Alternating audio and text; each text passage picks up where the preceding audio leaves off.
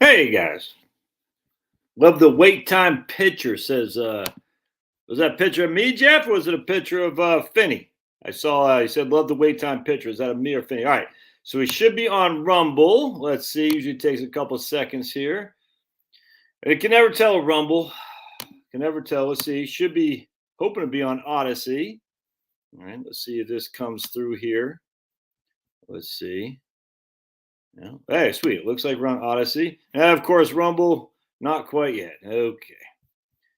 All right, so I don't get Rumble, but it looks like Odyssey's there, right? We should be on LinkedIn. We should be on Facebook and both my YouTube channels. I just got out of the bath. All right, cool.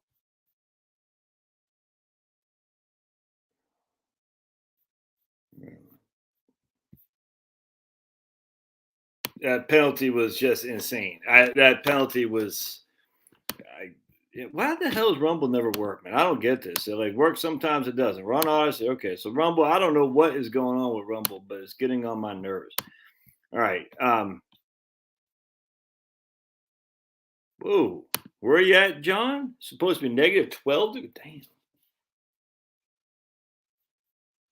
All right, on. Because I was just looking down a piece of paper. All right, we be here, John. All right, cool. Well, there's Bo D. As long as Bo D's here, that's what matters. Yeah. The weirdest thing with Rumble, man. It works during the day, but like when I do, hey, here we go. Finally, Rumble. What do you know? All right, cool. All right, so the first thing I want to start with tonight, and I'm going to answer a bunch of questions. I got some questions from people I want to get into. But the first thing I want to start with tonight is I'm just going to share this a little bit for you, if you will. I think you'll find it of interest. It is not the difficulty of the problem which we have. It is the fact that the rich people of this country, and by rich people, I mean the super rich, will not allow us to solve the problems, or rather the one little problem that is afflicting this country. Because in order to cure all our woes, it is necessary to scale down the big fortunes, that we may scatter the wealth to be shared by all of the people. All right, interesting. All right, and then nor was it the meaning of the Declaration of Independence when it said that they held that there were certain rights that were inalienable, life, liberty, and pursuit of happiness. Is that right? Is that right of life, my friends, when the young children of this country are being reared into a sphere which is owned by 12 men than it is owned by 120 million people? Interesting. Owned by 12 men more so than 120 million people.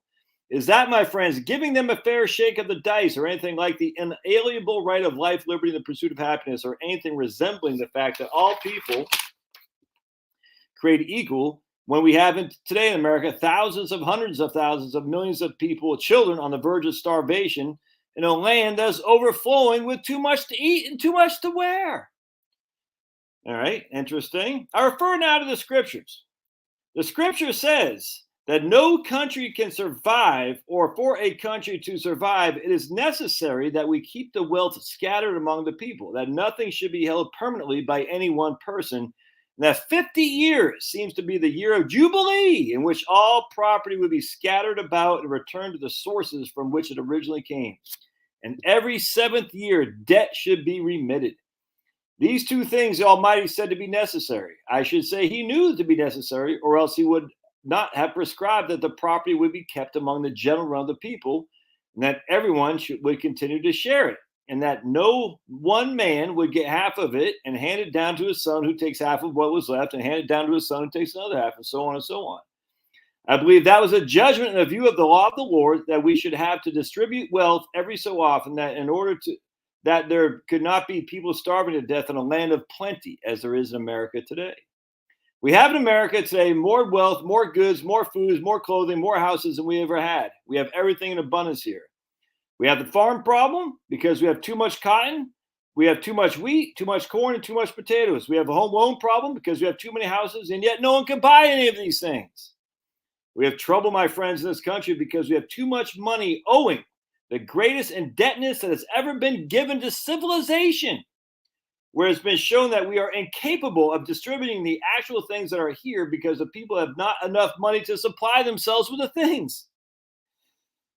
And because the greed of a few men is such that they think it necessary that they own everything, and their pleasure consists in the starvation of the masses, and in the possessing things they cannot use and their children cannot use, but who bask in the splendor of the sunlight and wealth, casting darkness and despair among the rest of us. So, therefore, said the Lord, in effect, if you see these things that have now occurred and exist in this or other countries, there must be a constant scattering of wealth in any country if this country is to survive. Then, said the Lord, every 7 years there should be a remission of debts. There will be no debts after 7 years. Now let's take America today. We have in America today $272 billion of debt. 272,000 millions of dollars of debts are owed by the various people in this country today. Why, my friends, that debt cannot be paid. It is not possible for that kind of debt to be paid. The entire currency of the United States is only $6 billion. That is all the money that we have to got in America today. All the actual money you've got in all your banks and the government treasury is $6 billion. If you took out all that money and paid it out today, you still owe over $266 billion in debt. And if you took it out, my friends, 20 times and paid it, you still owe $150 billion. You would have to have 45 times the entire money supply in the United States to pay the debts of the people. So, my friends, it is impossible to pay all these debts, and you might as well find out that it cannot be done. The United States Supreme Court has definitely found that it could not be done because in a Minnesota case, it held that when a state has postponed the evil day of collecting a debt, is a valid and constitutional exercise of legislative power. Anyway, I'm not gonna read the whole thing. It's anyone know whose that is? Anyone want to take a guess? Anyone want to take a guess who that was? It's Huey Long. Every Man a King. 1934. Very interesting how back then we had $272 billion of debt. We had $6 billion of, we can call it M2 currencies, money supply if you want. Never going to pay the debt, man. It's never going to get paid. So if we can forgive debts to all these other people in terms of Ukraine, in terms of all these clown shows, why don't we just have a one big Jubilee forgive to why should the banks continue to own all of us? You know what I'm saying? And look, I'm not advocating this. I just find it interesting. Why should there be huge constraints of wealth or focus of wealth on a few select people passed down generation after generation? It shouldn't be like that. It really shouldn't. But it's their money. It's not Elon Musk's money. It's not freaking Bill Gates's money. No, these guys were given a leg up, and you and I could not get it. That doesn't mean we hate them. That doesn't mean they're evil. But there literally should be the trust busting because the wealthy control everything, man. Have you not been paying attention what the hell's going on in Davos? These guys control everything. They control the government. They control the media. They control everything. And it needs to, the only way to get that back, because we're not going to pay the debt off. You know what I'm saying? So if we're not going to pay the debt off that the United States government has accumulated for all these many years, why? And it's going to be a Jubilee for them. Why not just give ourselves a Jubilee? I don't know how you do it. It'd be something to think about. I'd be all supportive of it, man. Forgive all debts. We're going to start from scratch. I mean, look, but you got 500,000 debt. That guy got. I don't know how to work. We'd have to figure that out. But anyway, the point being is that at the end of the day, is we have all the wealth being, and when I say wealth, is equities by and large. The stock market is what's created the wealth for these people. It used to be, the trusts of the Rockefellers and stuff. Do you still think though the Rockefellers aren't running things? I mean, the robber barons of old. They're still the robber barons of today. You know what I'm saying? The robber barons of old, Jeff Bezos can't hold a candle to the wealth accumulated by the Rothschilds and the Rockefellers and the JP Morgans. Doesn't come close, dude. Doesn't come close. Anyway, it's just kind of funny because I'm reading about these trusts and all these people want trust. And I used to fall for it, dude. Yeah. Hey, we should, multi-generational planning. I get it. I mean, I want to leave my kids something, but it's not a priority for me. And it really shouldn't be a priority for you either. If you want to leave your kids something, the best way to do it is just buy some life insurance. That's simple.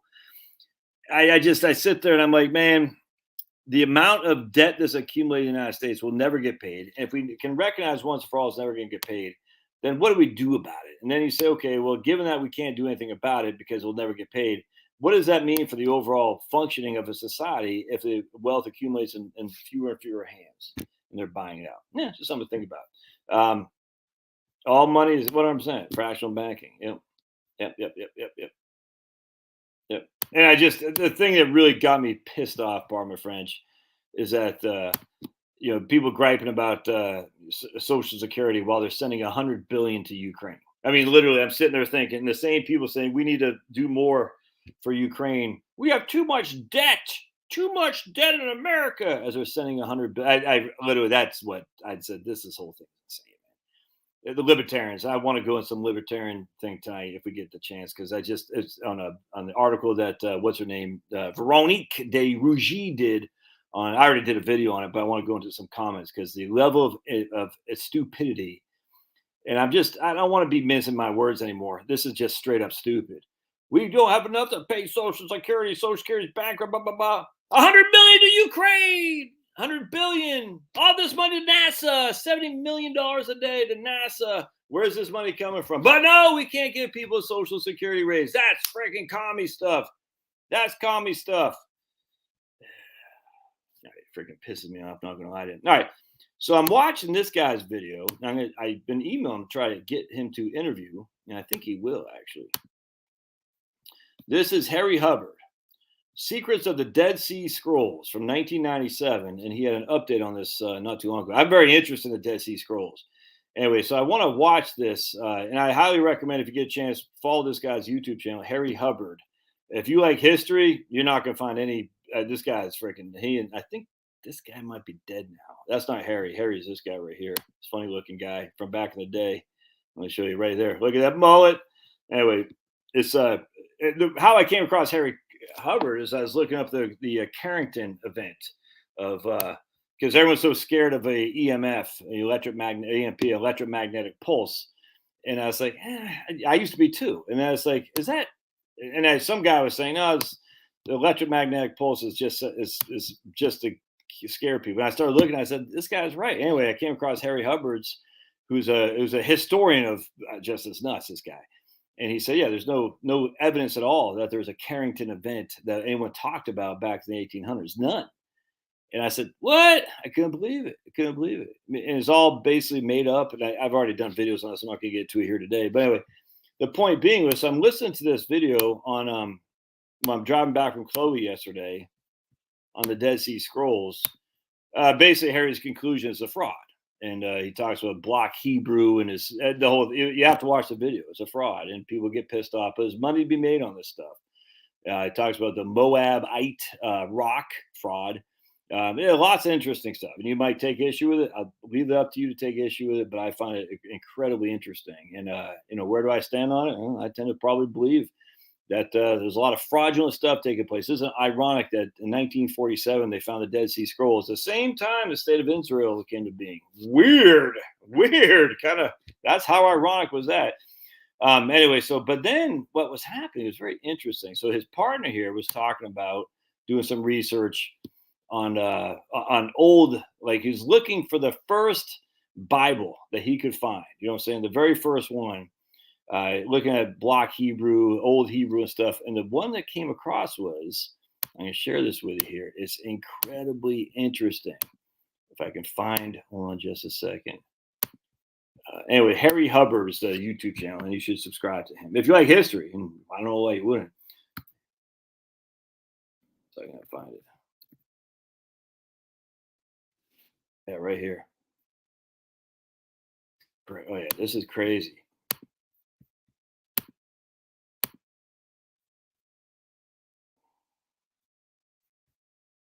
So, anyways, this guy Paul was Harry's partner, and if he's not, I don't know if he's live or not. He might be. I'm not sure. The guy went on Rumble. How come I can never find out if we're on Rumble? Looks like we're way behind on Rumble. Strange. I'm not sure. So, anyway, it looks like if you guys are chatting on Rumble and I'm not getting it, it looks like there's about 5-minute delay. That's kind of strange.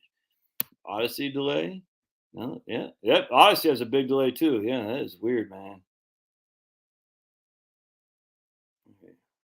If your shows that you're live but you aren't, try to reset the prompt. Right, so I'm going to try to reset the stream on Odyssey and see where that takes us. I'm not sure. Anyway, so check this out. This is Manitou. who lived in I can't pronounce Ptolemy, something like that.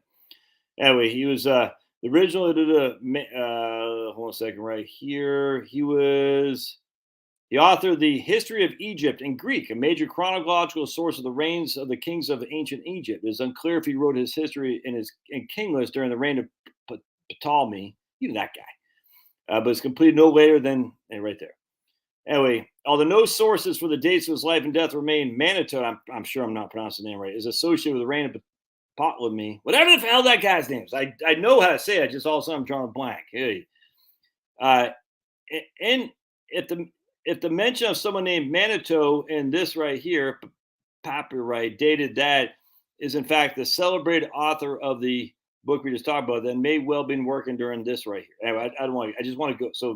So this is the first reference to the Bible that this guy could find, and what I found was, check this out, Manito.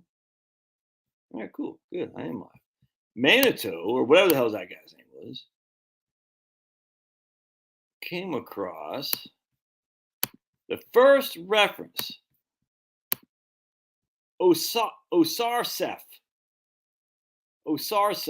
So basically, the premise of this guy is like he could not find any historical evidence of King Solomon, David, and whatnot.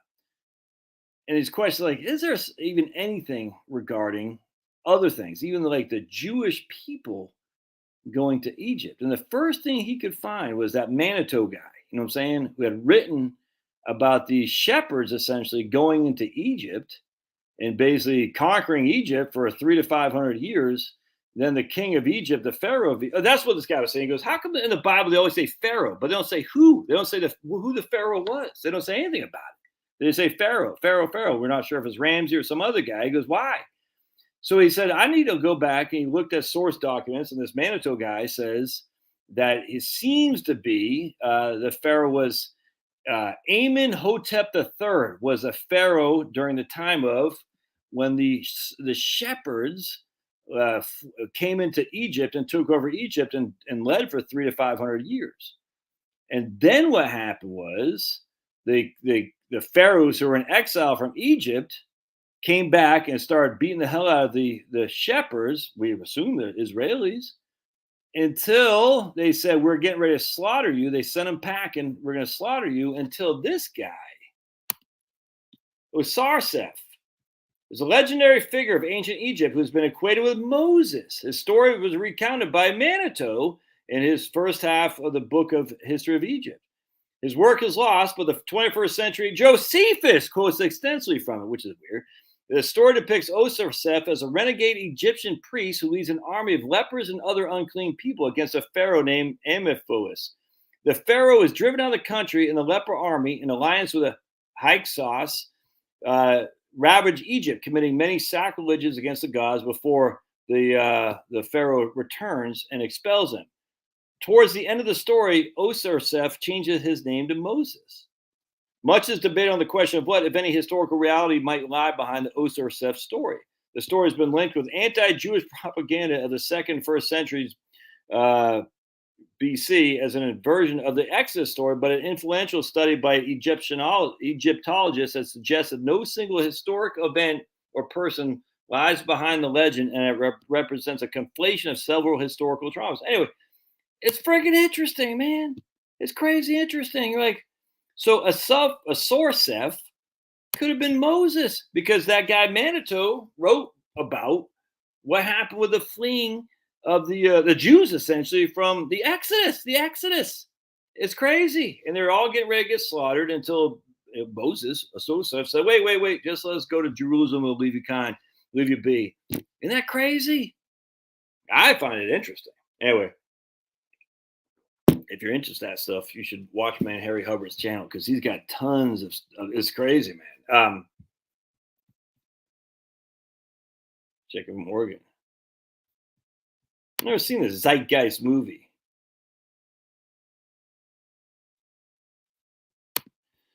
Don't think that just for giving all debt work. Talk about bad debt for, yeah, I know. There's got to be, I agree, Joe. There's got to be something.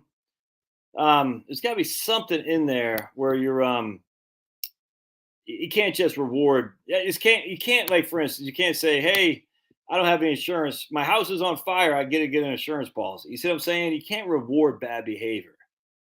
But I think there could be a way to say, look, if you gotta reward labor.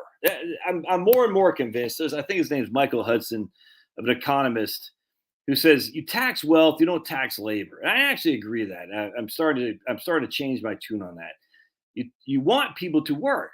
Work is good, is productive. Idle hands is bad. You want to encourage labor, and essentially the way to encourage labor is not to tax it.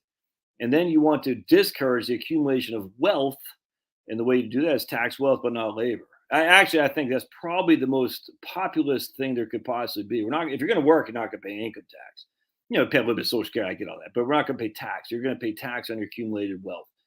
You get more than, I don't. You can put, like Dick Armey used to say with his postcard, flat tax. You make more than $100,000, you pay 25%. You make less than $100,000, you pay 10%, something like that.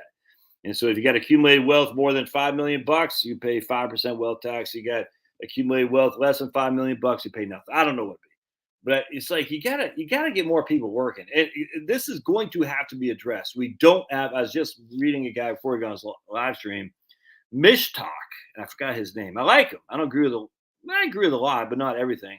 Cameron's Mishtalk, and he was talking about the labor. It's not just the participation. That's always an issue, but it's just, again, there's not enough people coming into the labor force to do stuff, and partly that is because we penalize labor with taxes. You see what I'm saying? Anyway, it's interesting. So it's kind of like you change over the tax code from the labor to the wealth. I think you'd have a more egalitarian society. I think. I don't know. I just think about wind turbines in the ocean could be contributing whales being. Oh yeah, 1%. I saw somebody talk about the eggs. I saw. Let's see. Yeah, what the hell's going on Rumble, man? It's like, oh, okay, there we go. I'm not sure what's happening. All right, looks like Rumble's all right. I don't know what's going on Odyssey either. All right, well, anyway, so we'll just keep plugging. All right, so I saw Mitzi Marie right there. Tucker just ran a story about eggs not 100%. So I was watching this lady. It was a farmer on. I saw a video that she was saying my eggs, my chickens aren't laying as many eggs as historically. Lots of them. You know what I'm saying? Now listen, and these aren't, these are farmers are, pretty, on the right wing side of things. You know what I'm saying? They're just not laying eggs like they used to. And you can say, is it the scratch that they're getting from Tractor Supply? I don't know, but I heard more than one case of that. Then I saw the odd incidents of a big egg producing facility. I can't remember what was catching fire. It's very interesting, actually. And yet, at the same time, Bill Gates is promoting some kind of thing where you don't need chickens to lay. I can't remember what the hell it was, but some kind of egg. This is what I'm talking about. We can't have Bill Gates and all these people. And look, they're just peons. The overall, there's money well above them, but they're doing the Satan's bidding for sure. And they have enough money to do a lot of damage, man. A lot of damage. And you can't have this. You can't do this. We can't have a society that if you have money, you get to determine the way the society grows. It just can't. It'll always be rich people, but the extreme wealth of these people, it's nuts. I mean, it's crazy. And I'm sorry, but you're not a capitalist. This isn't capitalism, man. It's fascism 101. The government and the frigging corp and the private wealth are combined to control things. All right. Actually, my wife sent me something. And I don't know if she's going to be able to forward it to me. But she saw this thing on Facebook, by the way. And trust me, my wife is not a conspiracy theorist like I am. Yeah, she's not. She didn't send it to me.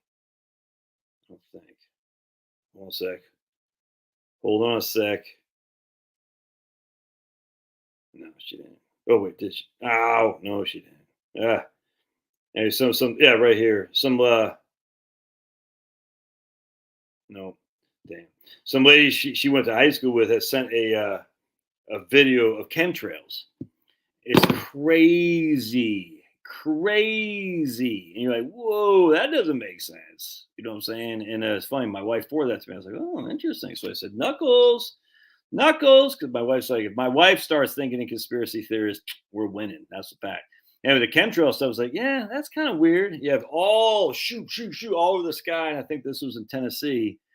And the guy who was talking about said, it was like, look, man, what the hell is happening? We don't know. But it's like, that's not just, it just happens to, there's chemtrails and contrails.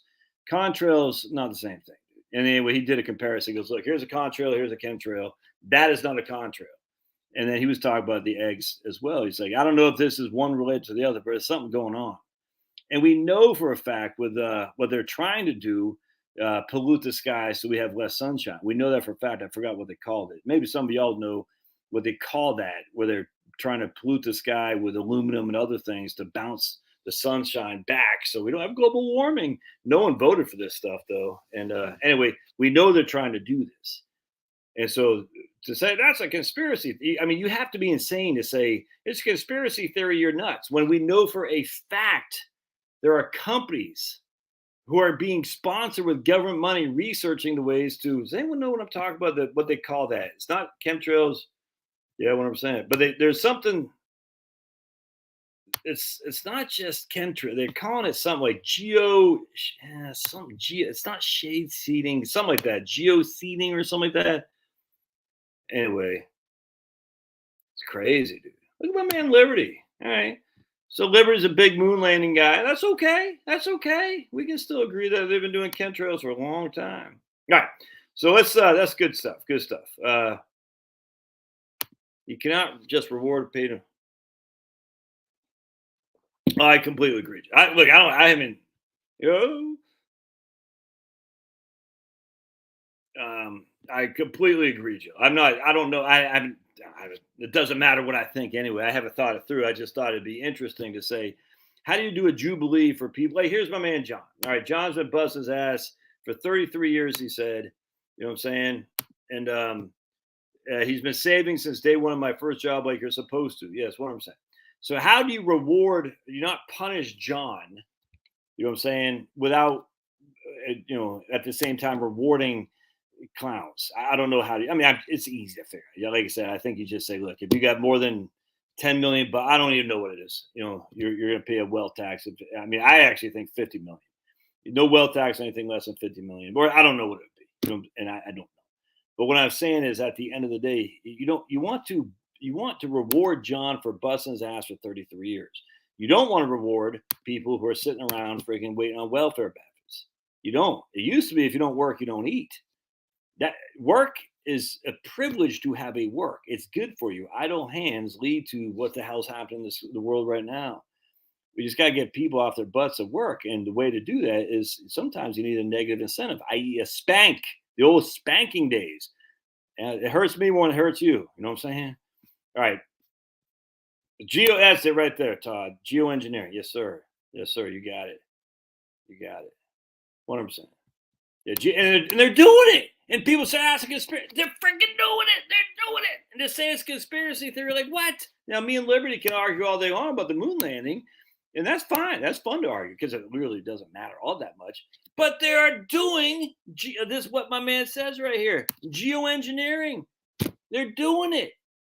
And now, whether or not that is the chemtrails up there, I don't know. But you can't say, well, that's odd how that's happening. Here's contrails, here's chemtrails. There's a hell of a lot different between the two. And we know for a fact they're studying geoengineering, and they've been doing it for decades.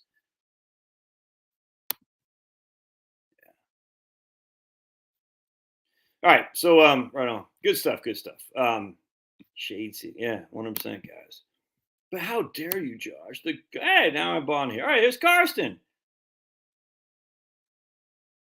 All right, hey, Carson on Rumble saying our free-range chickens who eat Tractor Supply Company feed laying just fine. Okay. Even one poor chicken attacked by dogs still. All right, there you go. I'm not saying Tractor Supply car. I just use that because that was came to my mind. Where I listened to a guy said you could buy your chicks at Tractor Supply for $2. You know what I'm saying? And that just, I don't know, literally have any idea. I follow a bunch of homesteaders on various channels, and a lot of them are saying the same thing. They're having a hard time with chickens laying eggs. And look at my man cracking eggs tweet, who's always busting my gut on YouTube, on Rumble. All right. Actually, all right, good stuff. Looks like we're good to go on Rumble. All right. So I want to go into some questions I had. It's crazy, Jill. They admit it right there. They say it, and yet we're like, so no, They're not doing that. You're crazy. It's like they're freaking saying it. They're saying it. My man Vaughn. Yeah. Yeah. What I'm saying. I mean, it's where'd the term conspiracy theory come from? The JFK assassination by the FBI. They coined it. Shocking. Chickens told use the sun to set the clock, so land would be. Okay, Andrew. Chickens use the sun to set their clocks, so land would be. That's interesting. You watch the Arrival movie and see their spin on geoseeding. Arrival movie. All right, I have to write that down. Next time my daughter Chloe comes, we love watching kind of movies like that. Arrival movie, geoseeding. All right, good stuff. All right, so let's. I want to. So I had some questions that were pretty interesting. All right, I'm gonna start with this one right here. My man Ralph Mouth. Josh, I watch your YouTube channel all the time. Oh, by the way, I'm going to. I was talking to Devin the other day. I already said this, right? So we're going to try to get something in terms of doing a live stream together, and we'll talk about various social security things. That'd be fun. I'm just waiting for him to respond to my text, and I'll email him if I don't hear anything in the next couple of days. Next week, I'm going to interview. It won't be live, not live on Monday. My man Jaron, who actually was not a pharmacist, but he managed a pharmacy. It used to be Long's Pharmacy in California. Then it got bought out by CVS. And I want to hear his story that when he quit CVS, he actually found God. It's interesting because he used to be the Catholic, went to Jesuit school and all that. And then as he got older, he wasn't satisfied with the answers he's getting from the Catholic Church. So he just abandoned it essentially. And then, but he was working, trying to make money, pay the bills, and all that stuff. He didn't have any time to think about it. And then he finally said, I can't. When CVS bought out Long's Pharmacy, he left. And then that gave him free time to start doing some research into it. And he found God in that his own way, not through the Christian religion in terms of, he's a Baptist or Catholic. Is well beyond that. He has a personal relationship with God that isn't through religion, if that makes sense. I thought it was pretty interesting because I believe 100% when you're going to work every day, you're commuting 45 minutes every day, and you listen to sports radio on the way down, or I think it's deliberately designed so you don't think. Literally, I was there, you know what I'm saying? And then you go to your work for 8 hours a day, whatever the hell you're working, you're doing the work stuff. And then you come back and it's literally deliberate design so you don't think. And then the weekends come. I'm going to do my thinking on the weekend. No, on your weekend, you're just watching football, drinking beers. I get it, dude, 100%. Because you need some time to wind down. And you're just not going to. It's literally a way to get you not to think. And I think one of the reasons I like the idea of a Jubilee, because I actually think it can advance the cause of free-minded people. Without being so reliant, not, just, not so compliant and certainly not reliant, where they're doing their own thing. And so I think I just think that's a way to get people to say, I can take this leap of faith. It's scary. Hopefully I have my ducks in a row. But I'm going to interview that guy next week too. So I got a bunch of interviews I'm trying to line up here because I actually like doing the interviews. All right, let me cancel out some of these windows. All right, so let's go back to what I was reading on this guy's question. Right there. My man Ralph Mouth, he lives in South Carolina. I'm not sure you'll answer the quick question, but I thought it'd be good. All right, he will be 64 in June, and his better half will be 62. All right, both of us have pensions that cover all of our living expenses, but just barely. House and car is paid for. Spouse has already took Social Security at 62. Right. I read about the strategy of lower collecting early and thought it fit good. So my question is okay, it's just simple. Should he hold off collecting Social Security to go ahead and file? Okay, I thought there's more to that question than that. I don't have any answer for that. I mean, I don't know if his pension has a survivor benefit or not. The way I look at it for this guy, he's like saying, should I file now or just wait? I mean, the issues you got to say for him, what he would want to do is, I didn't read the whole question. There's a different question I thought. He would want to say, look, if I die today, is my wife going to be okay? Because don't forget, if you died today, your wife is probably going to be losing one pension, and she'll definitely be losing one Social Security.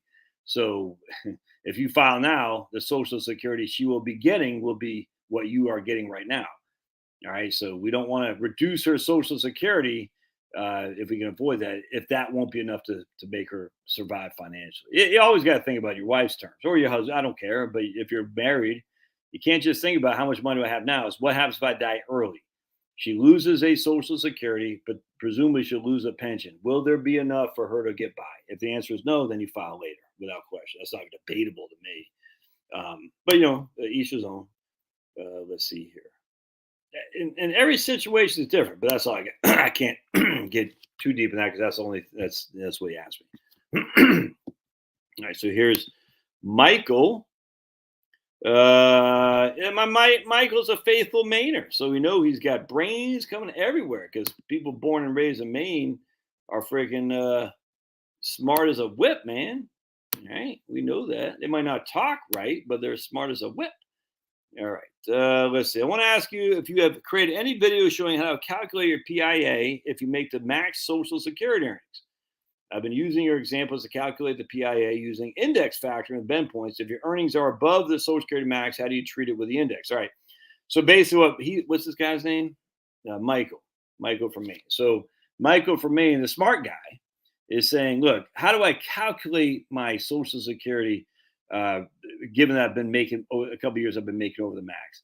What you do actually, let me bring up one second. I want to bring something up here because this is actually a good. Benefits.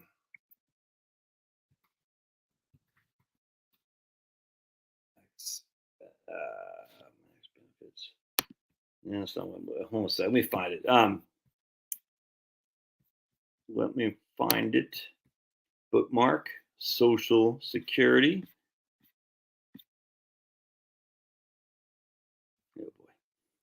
A lot of links for Social Security in my Social Security bookmark. Ooh, I'm not gonna find this. All right, adjustments, benefit formula, fast facts and figures, the following tables, Social Security indexing max. Okay, here we go. All right, sweet. All right, here we go. Sweet. Hey, look at that. Hey, nice. Sometimes it pays to be organized. So any more people on Rumble? No? All right, good. Odyssey is still acting nuts. All right, that's all right. It's all good. It's hard to be humble when you're perfect in every way. There you go. Let me show you what I'm looking at here for Social Security. Hey, my man George. George crushes. Dude, oh man. If you're not looking at West Virginia, speaking of which, I'm gonna do all right. Put a 1 if this is a good idea, 2 if it's not a bad idea. All right, so I did in 2018 when I first started my channel. I was doing what did I say? It was like how retirees pay taxes in Idaho, how retirees pay taxes in West Virginia. You know what I'm saying? And I was going through my list. I said, man, some of those videos actually get pretty good numbers. Like 25,000 views. And that's pretty good, man. You get 25,000 views, that you're onto something. That's for sure, especially a specific thing like that. So I was thinking, and it's been 5 years now. Tax laws change a lot in 5 years. So I was thinking, I want to do another series of, I forgot what it's called, like how much retirees pay in taxes in whatever West Virginia. I can't remember what it is. I thought it'd be a lot of fun, but I don't want to just revisit it if everyone's. So we got my man DB Douglas. He thought it'd be a good idea. So if that would be, I'd probably do it anyway, frankly, regardless of what you say. I just want to see if you think it'd be fun a good idea to do, and 2, if you think, you already did it. But tax laws change, man, and there are still people moving around this great country of ours. Anyway, I just thought it'd be fun. I mean, I'm not going. If no one's going to watch, I'm not going to waste my time. But yeah, okay, good. We got a couple people in here. Right on. Mark saying, yeah, James, right on. All right, yeah, Bruce, cool. Good. Marie. All right, there we go. Gordon. All right, good. That's enough. If you guys want to keep putting stuff in there, it's fine. But that's Tom McDonald. Are you supposed to be rapping? Yeah, well, that's the thing is that guy Tom McDonald, the rapper. I don't listen to that much music or rap, but I like them. Yeah, well, that's the issue, John. When you do these things, you come to conclude what the worst states are, which is how I came across Nebraska, of all places, being one of the worst. Did you say you're in Iowa? Iowa. But now we got a whole bunch of different governors and stuff like that. And Angie Mad Cat. Why did you change your? That's funny, Angie. Angie Mad Cat. Why you got Mad Cat on there? James Warren Martin. All right. Very cool. All right. So let's go back to what I was looking at here. Let's get Warren out of there. So I want to show with you guys. It's hard to be humble when you're perfect in every way. All right. So going back to Maine, the smart guy from Maine, Michael, Big Mike Obama. Mike Obama. Oh my God. All right, so what we want to look at. So what he would do is say, this is the max right here. The max you can have for indexed earnings right here in 1983. All right, so your nominal earnings in 1983 was 30. That was the max in 1983, if that makes sense. So if you made 45,000 in 1983, it won't matter. You're only 35,000. You see what I'm saying? So this is what you'd use as your max earnings. I hope that makes sense. So your indexed earnings right there is the equivalent of 117 if we factor in all these to 2022. So this guy's saying, how do I use like this? You know, I've done some videos on this where you how you figure out your own bend points and things of that nature with your own indexing factors. So this is the max. So that's what he would do. He'd say 1983, the max earnings was 35,700. And essentially you times it by your index factor, but knowing it cannot be more than this right here. I know that's confusing as all can be. Don't sweat if you're not following this, but that was one of the things I came across when I was doing those old videos on how to calculate your own indexing stuff. Is that how do you know, like, if you're indexing numbers, let's say 4, well, inherently 4 times 35 is going to be more than the max indexed earnings, that you could use for this year. It'll be more than 117. It can't be more than 117 because that's a max. Anyway, the point being is just you just got to say this is the max I could use if I was born in 1950. Yeah, born in 1957. This would be the max I could have. I hope that makes sense. And it probably doesn't. Maybe I'll do a video on it one day. Probably not. Actually, that's a tough video to do because there's a lot of moving parts, and your indexing earnings are solely on the year you were born. One of the things that happened, I was getting all these emails. I still get them, not as many as I used to, but my indexing numbers are different. How come? I was born because you're born in a different year. I had one guy actually, I was working with him. He said his benefit is way out of whack. I said, you weren't adjusting it for the max. He basically had his index earnings of $250,000. And I said, no, you can't. There's a max. There's a cap is what it's called. It's a cap. And I was getting a lot of emails on that question. And I just said, I was like, I just can't answer all the questions because a lot of people obviously didn't watch the entirety of the video. If they did, they would have seen that the indexing factor is based on the year you were born. So you notice this guy born in 1961, his indexing factor is different than this guy born in 1957. See that? So now if we go and we say, what's my indexing factor? Your buddy Josh, let's take a gander. We're going to see Social Security, bookmarks, Social Security. I can't get it. I was just singing some Black Sabbath War Pigs. Jeremy, freaking these millennials. Jeremy rose up in Maine. He's like, I'm going to have to listen to that song War Pigs. Because if you read Isaiah straight from the Bible, read Isaiah 10. Tell me that's not literally, it's not word for word, but man, my goodness, when Geezer Butler wrote War Pigs, you're like, dude, he read Isaiah right there. And when Jeremy was like, yeah, I'm going to have to check that song out. I was like, oh, you kids today. How do you not know War Pigs, man? I was like, dude, what the hell is happening? How do you not know War Pigs, Jeremy? Hey, oh, my goodness. Generals gathered in their masses, just like witches at black masses. All right, let's go to share screen. Hey, evil minds that plot destruction. Source of roar. Anyways, okay, sweet. All right, so we already showed you if you were born in 57, your indexing factor for 1983's wages is 3.3. All right, so let me just write these down. Politicians hide themselves away. All right, so we got 1983, 1961 is 3.97. 1957, 3.3. Your old buddy Josh in 1970, where all the cool kids are. All right, so what we're going to do is we got this thing right here. Make sure you guys can see what I'm doing. Yep. And we're going to come over here and we're going to put in our earliest year of eligibility. And if my memory serves, that's when I turn 62.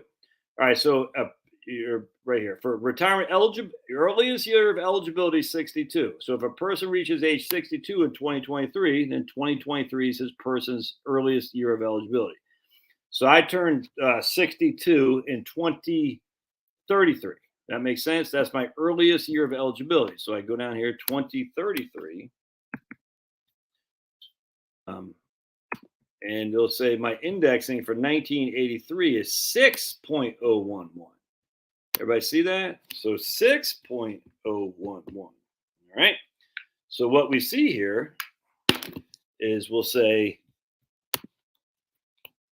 6.011. I was born in 1970. Why? Because I was only 13 years old. Right? I wasn't making much money and I wasn't really in the system yet. But this guy right here is much older than me. And so he has essentially what's happening here is this is the beginning of my career. This is still kind of the beginning of his career, but I mean, literally, I'm 13 years old, which is why my indexing numbers are so much higher. And that changes every year too, by the way. So the younger you are, the higher your indexing numbers are going to be. But remember, they take your top 35 years of earnings. So the likelihood of them taking my 1983 wages, which actually I think I had, I don't see my social security statement. I think I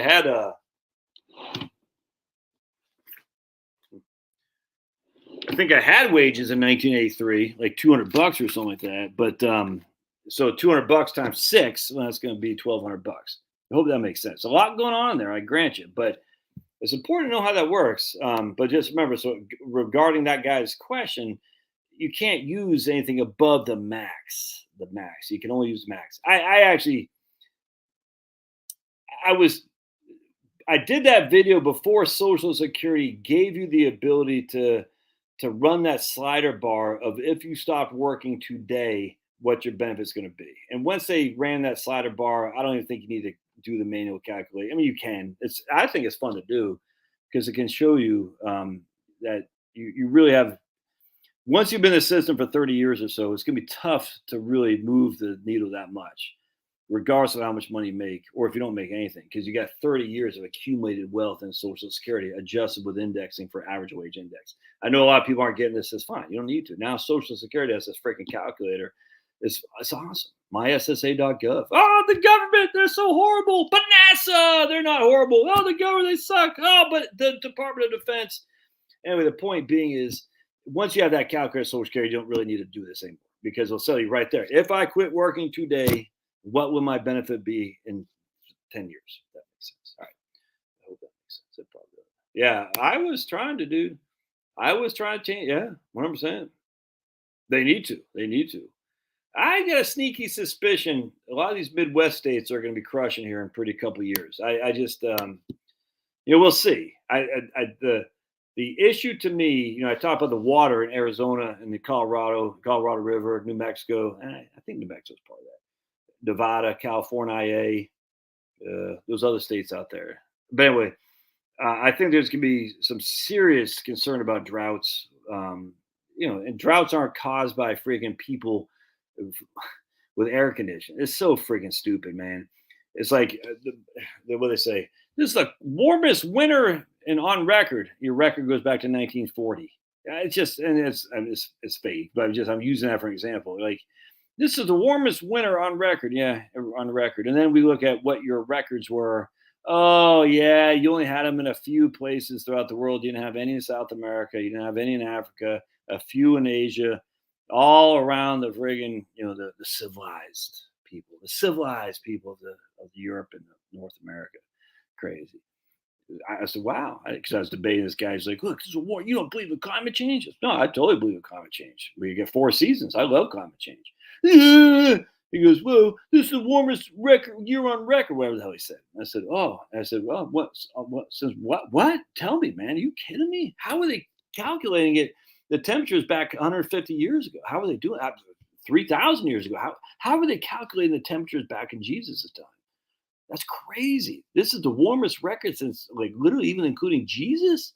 That's nuts. Who knew? Well, it's on record 1940. I said, okay, so shut the hell up because you don't know your friggin' butt from a hole in the ground because you just listen to what the media wants you to listen to. And they put these articles, the headlines out there, and of course, no one reads them. And if they had any idea how much NASA, that's why I'm pissed at NASA and NOAA, because they lie about the temperatures. They lie. They lie. They cheat and steal. They lie. Cheat and steal. They 100% do. They're freaking liars. And if you catch them in a lie, how can you believe them for anything else? It's crazy. NASA lies about the temperature data. NOAA lies about the temperature data. We know this for a fact. You can look at the IPCC records from the early 90s, the International Panel for Climate Change. And you can see how it changed over time from the previous temperatures, how they got adjusted. Adjusted based on what? Well, adjusted to get people scared. And these fools fall for this stuff, man. I'm like, dude, this is what it was. This is what it is. Something has changed. What changed? Did the temperature records change in the past? Because we went back and we did a Mandela effect, or did we just manipulate the data to promote something differently? On top of that, we have evidence time and time again of these fear mongers from Malthus to Ehrlich to freaking Al Gore to James Hansen. All these people saying all these dastardly things going to happen. It never happens. Doesn't mean it can't, but it never does. With that said, though, the droughts in freaking the Southwest, you get more and more people moving to the Southwest and doing stupid things like golf courses and grass. And inherently, you're going to have more the needs for water. And you're going to have, where's the water coming from? The Colorado River can only have so much. There's only so much melting from the ice caps in, I guess, Wyoming, Colorado. And you got millions more people going there, and they got millions more people doing stupid stuff in the desert. That is literally a climate change, without question, caused by man-made climate change. But it has nothing to do with, oh my goodness, I'm firing my air conditioning. It's crazy. Yeah, there are a lot of weirdos on this channel, Angie, 100%. Yeah, Ford doesn't do it for me, Mike. Man, it's just too hot. It's too hot down there. Oof, too sunny. I need seasons, man. I need seasons.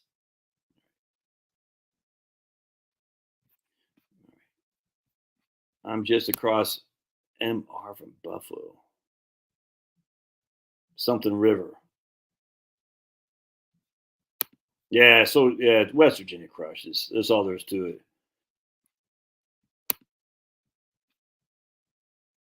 Oh my goodness. Look at Mark Keller. Look at that thing. Oh, is that the best dog ever? No, it's not the best dog ever, but tell me that dog isn't so cute. Oh, man. I just gotta show you again. Oh, my goodness. Politicians hide themselves away. They only started the war. Let's see here.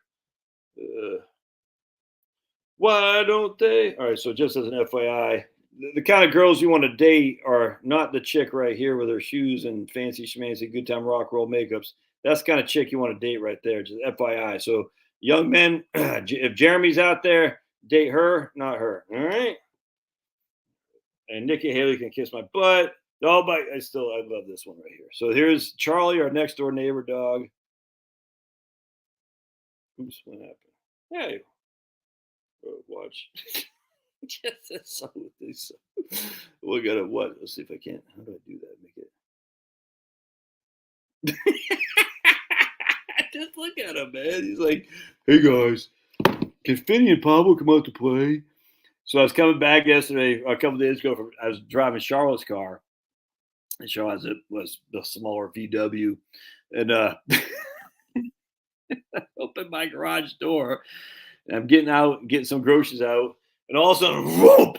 jumps in jumps in the driver's seat of my Charlotte's car. And Charlie, I said, Charlie, go home, man. He's like, hey, Dad, or hey, Josh, can Finney play? I was like, get out of here. Just like he's like, he just jumps in the front seat. He's just like sitting there, like, oh my goodness. I was like, get. So I let him out back and with Finney and Pablo. And Charlie's about probably 20 pounds, maybe 30 pounds bigger than Finn. And Finn's 70 pounds. And Charlie's like, but it's like Pablo was chasing Charlie around. Pablo's like, yep, yep, yep, yep, yep. And Charlie's like, dude, leave me alone. Oh my goodness. All right. So Georgia, yeah, right.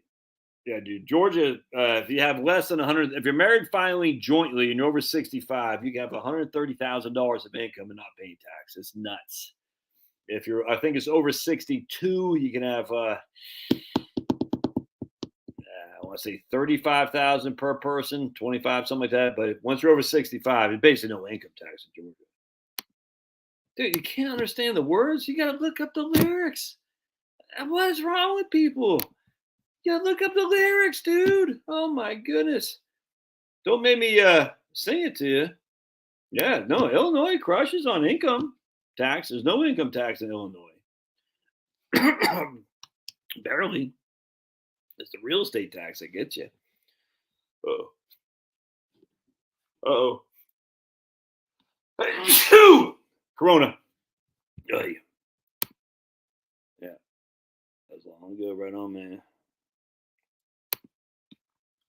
All right. So James asks 35 years of Social Security. So what they do is they take your top 35 years, they index them for their average wage index, which we're kind of just talking about. And that's based on the year you were born. All right. So if you only have 30 years, so I think it's actually pretty important. I actually enjoy doing this because I think people, when they see the law of large numbers is going to be in play here. All right, so if we got 30 years, just for simplicity, and I made 30,000 a year. All right. Now we're not going to adjust this with average wage index as the change in the average wage for people year over year over year. That's what this AWI is. You can look at it as kind of cost of living adjustment. It's not the same as a COLA. COLA is when you hit 62. AWI is before you're 60. All right, so just keep that in the back of your mind. So here we got 30 years at $30,000 a year.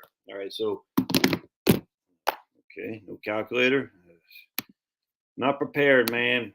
You got to be prepared, be prepared. It's a lesson that must be shared. Now, this calculator's not working. What is going on? Am I just a clown show here tonight? I think I'm just a clown show, my friends. Okay, what the hell's happening? Nothing's working. All right, I'm going to use my brain and assume that's 900,000 bucks. All right. So for simplicity, they're going to say, hey, what's that guy's name? James, you got 30 years, you made 30,000 a year, you got $900,000 of earnings that we've taxed. $900,000 of earnings. All right. What we're going to do is we're going to divide that by 420 because we take your top 35 years. And James says, but I don't have 30. Exactly. So 5 of those top 35, you made nothing. Big fat goose eggs. All right. So we take your top 35 years times 12 equals 420. And we divide your total. Now, I'm not adjusting this. Don't anyone email Devin Carroll and say, Josh Scanlon doesn't know what he's talking about. I'm just using this for an example. So we have $900,000 of total taxable earnings. We divide by 420 because Social Security takes your top 35 years. Even if you don't have 35 years, they're going to divide it by 35 years. And if this guy can work, I'm using that guy's dead. Okay, good time. So he's using my phone. I hope my phone calculator works. We shall see. This is professionalism right here, man. Should just gone to Maine Maritime Academy, like my mom said, and become a union mariner. Yeah, that'd be professional. All right. So in this case, James AIME is 2142. I'm not going to get deep into what AIME is right here. I want to focus on what I'm trying to accomplish here. All right, so we got 2142. All right. So remember, James worked for 30 years at $30,000 a year. All right. So we got an AIME at 2142. That's not his Social Security payment. That's not his Social Security payment. I'm not going to go into that right now. So if James said, "Oh man, that sucks. I want to work another 5 years, so I don't have any goose eggs in my top 35. So I'm going to work another 5 years at $30,000. So I'm going to add 150,000. All right. So again, 30 years at 30,000 is 900,000. Another 5 years at 30,000 is another 150,000. Yeah. All right. So now we take these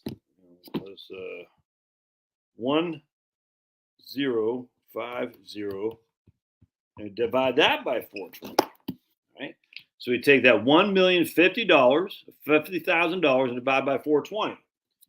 And that will give us a new AIME, average indexed monthly earnings. And I can't really call this an AIME because we're not indexing it, but you get the gist, I hope. 1050, yeah, divide by 420. And now his AIME is 2,500. All right. So just for simplicity, don't be calling the SEC on me and telling lie. If James worked an extra 5 years at $30,000 a year, his AIME would be $358 more than if he stopped at 30. All right, and we all know that that's not going to give you a whole lot more in Social Security benefits. So literally, that extra 5 extra years of work isn't going to move the needle that much because he already has 30 years of earnings in there. I hope that makes sense. The law of large numbers. The larger the number, the harder it is to move it. It's like a battleship. You can't turn a battleship on a dime, but you can turn a Lego on a dime because it's small.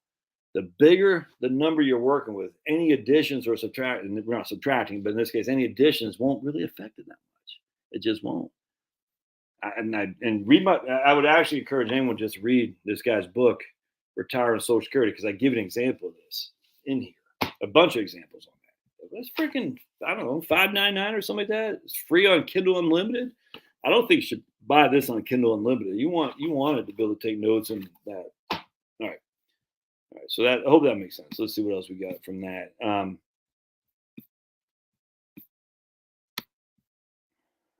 Hey, Harry decided to join us. Well, okay. Wow, Harry. I guess I am unemployed until I finish my Roth conversions. I guess I'll just fix mowers until I keel over my workbench.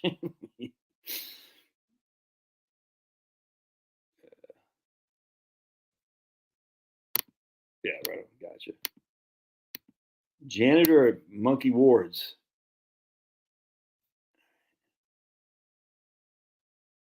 YouTube is being funny night. Also says started 4 minutes ago. So almost in. Oh yeah, that's interesting. The digital world is off tonight.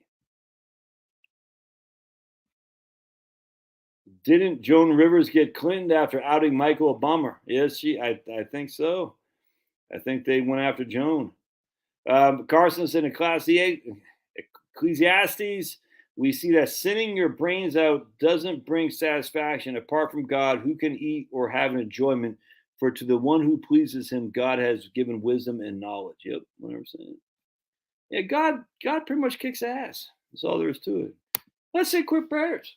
We just thank the good Lord for his abundance. Dear Heavenly Father, we just thank you for all your glory. Why can't we pronounce your glory in everything we do? We're supposed to. Everything we do is supposed to give you glory, and it's not. We're all far short of that. And somehow you will still offer forgiveness to us, to those who seek to be forgiven. You'll forgive everybody, but for those who only seek forgiveness, will we know your glory. Now we just thank you for sending your son to die on the cross for us ingrates. It's the most amazing story in humankind.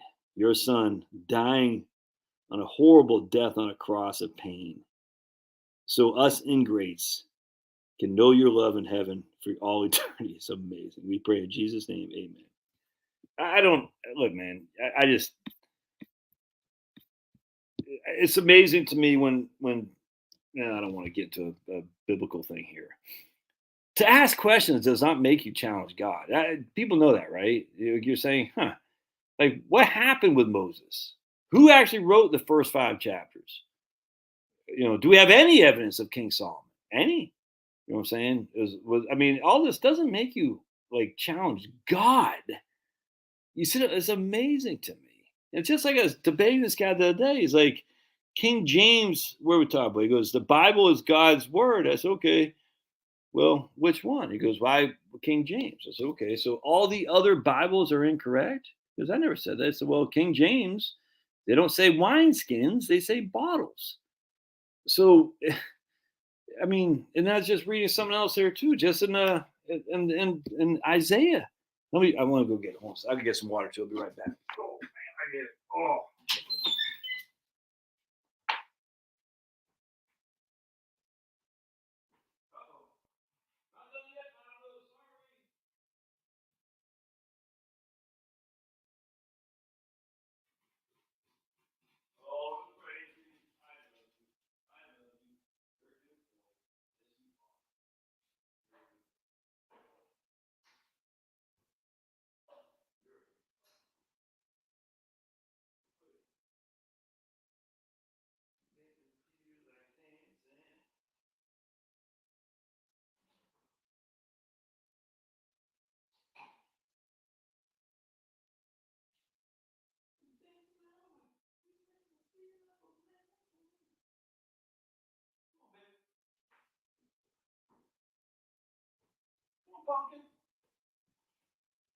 Come here, baby. Over here.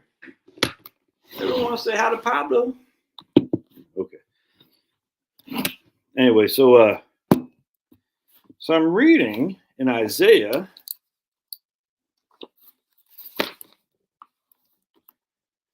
This is Isaiah 8:11. The Lord spoke to me with a strong hand upon me, warning me not to follow the way of this people. He said, do not call conspiracy everything that these people call conspiracy. Do not fear what they fear, and do not dread it. The Lord Almighty is the one you are to regard as holy. He's the one you are to fear. He's the one you are to dread. So do not call conspiracy everything that these people call conspiracy. Isn't that interesting? So you think, conspiracy people. Well, down below it says, or do not call a treaty. So they can use conspiracy with the term treaty. And some of the ones they call it confederacy. You see what I'm saying? An agreement. So, I mean, these words are not all the same. They're not interchangeable necessarily. And so the idea that this Bible is not holy because it's NIV as opposed to KJV, it's absurd to me, man. It's absurd. And so you have to say, well, King James Version says bottles. This says all the other ones say wineskins. So if we're going to go by consensus, because we got to go by the consensus, then you would say the King James Version is wrong. That's not holy. Crazy. I get so sick of that crap. Like, my way is the only way. Like, says who? Well, it says my book, the book I choose to believe. I said, well, how? That's a good argument. My way is the only way, says the book I choose to believe because I choose to believe it. Don't be like that, man. Just going back to C.S. Lewis, the best way to get people turned off by Christianity is to introduce them to the religion of Christianity. Anyway, somebody has something else to say about that. Oh, I did. Check this out. You ever just read the preface of your Bible? Pretty interesting. Like all translations of the Bible, made as they are by imperfect man, this one undoubtedly falls short of its goals. Huh. Do you know how the King James Bible came to be, by the way? Like all translations of the Bible, made as they are by imperfect man. What? Yet we are grateful to God for the extent to which He enabled us to realize these goals and for the strength He has given us and our colleagues to complete our task. Anyway, very humbled there. I appreciate that very much. All translations of the Bible are made by imperfect men. My stunned face. The footnotes in this version, most which need no explanation. Those giving alternative translations begin with or generally introduce the alternative with the last word preceding the text. In some cases, two possible translations were considered to have about equal validity. In other cases, though, the translators were convinced that the translation of the text was correct. The translators judged that another interpretation was possible and of sufficient importance to be represented as a footnote. What? In the New Testament, footnotes that refer to uncertainty regarding the original text are introduced by some manuscripts or similar expressions. In the Old Testament, evidence for the reading, this is where it gets interesting. This is where I want to interview that guy. In the Old Testament, evidence for the reading chosen is given first, and evidence for the alternative is added after a semicolon. For example, the Hebrew word for father. In such notes, the term Hebrew refers to Masoretic text, and that's where it gets a little bit interesting. And that's where I find it interesting to block Hebrew, if it didn't exist until about 700 AD. How can all these various manuscripts be in block Hebrew? I don't know. All right, so let's keep going. I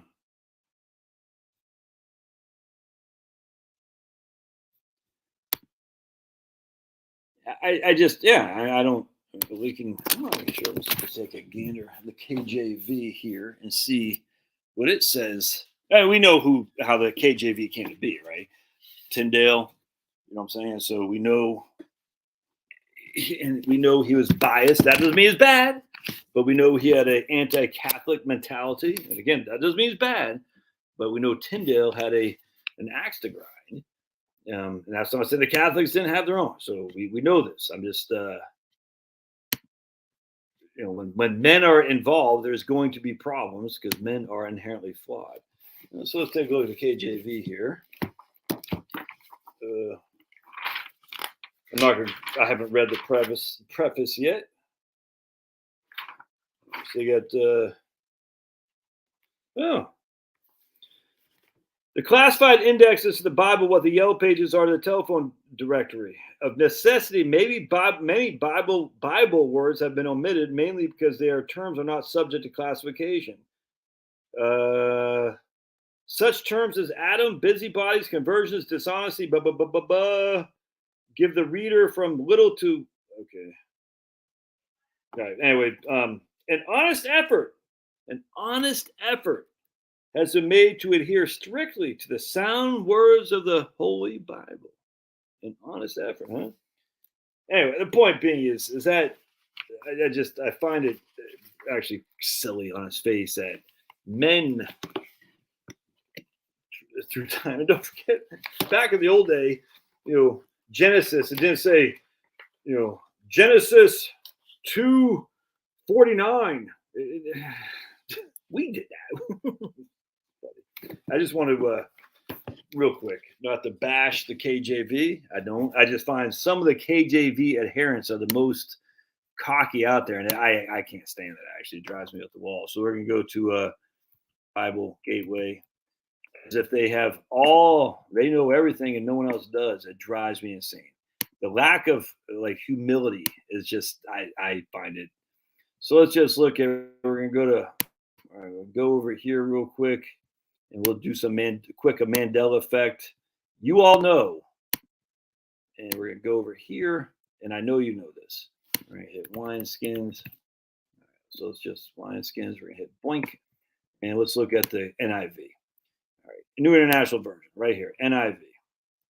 Oops, 1 second. New International Version, NIV, wineskins. And we're going to wait for the internet to work. Mark 2-22, 21 to 21, 22. No one sews a patch of unshrunk cloth or an old garment. Otherwise, a new piece will pull away from the old, making the tear worse. And no one pours new wine into old wineskins. Otherwise, the wine will burst, and both the wine and the wineskins will be ruined. No, they pour new wine into new wineskins. We all know that's wineskins. No one challenges that ever. In the history of mankind, no one's ever said no, never said wineskins. But now we're going to go to KJV, and we're going to see what it says about wineskins. And it's actually funny. And no man putteth new wine into old bottles, else the new wine doth burst the bottles, and the wine is spilt, and the bottles be marred. But new wine must be put in new bottles. All right. I mean, I highly suspect you're not, most of you who are adherents to KJV, when I told you to said bottles, like, really? Yeah. It's kind of like the thing with two or more. This is the Mandela effect. Now, I don't know how that works, but two or more. Watch, two or more. For where two or three are gathered in my name. You know it didn't say two or three. I know it didn't say two or three. It said two or more. For where two or three are gathered together in my name. Well, that's the KJV. Does it say that in the NIV? Let's take a look. We all know it didn't say two or three. We all know it said two or more. How did that get changed? I don't know. But it got changed. All right, so let's go. Two. There's NIV. Two or three are gathered in my name. There I am with them. Everybody knows it said two or more, and yet it got changed. How weird. People say, well, I'm going to go look at my old Bible. It doesn't matter. It will be changed in there as well. That's the whole thing with Mandela effect. It gets changed. I don't know how. We're all misremembering this, and I guess you could say maybe we are, but we're not misremembering. Life is like a box of chocolates. No one misremembers that. We all know life is like a box of chocolates. It's not life was like a box of chocolates. Everyone remembers it like that. Everyone remembers two or more. Everyone remembers wineskins, and yet you saw them with your own very eyes. And you can go back to your Bibles. It will not say, the KJV will say bottles. I guarantee it. You're like, what? And you go back to your old Bibles, KJV, and it doesn't matter. It's going to say two or three. You're like, how? I don't know how.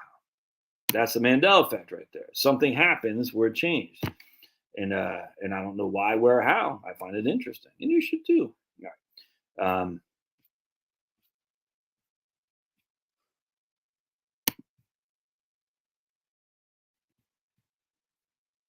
English Standard Version, same thing, man. I didn't grow up in KJV either. I didn't really grow up in any Bible. But I know, it's funny because you watch some of these these Mandela adherents who go talk to pastors. We're all down a bag of chips, and they say two or three. I say, okay, let's see where it says in the Bible, or two more. Let's see where it says in the Bible. No, never mind the lion and the lamb. I mean, we all know it's the lion laid down with the lamb. Nope, not anymore. It's not the lion and the lamb.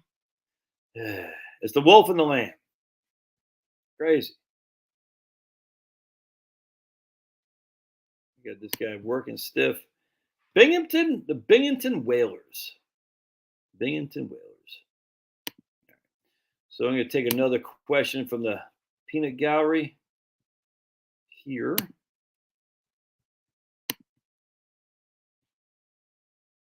And very cool.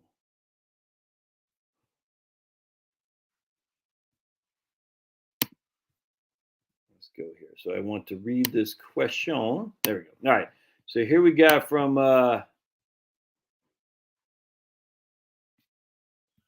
Richard. Just saw your video on lump sum versus pension. I've been overthinking this so much and must make my decision soon. I calculated the payout ratio, which is 9.08%. The reason I keep going back and forth is I'm 71, just retired from the feds. I just keep thinking I'm crazy to be taking monthly pensions. Health is reasonably good.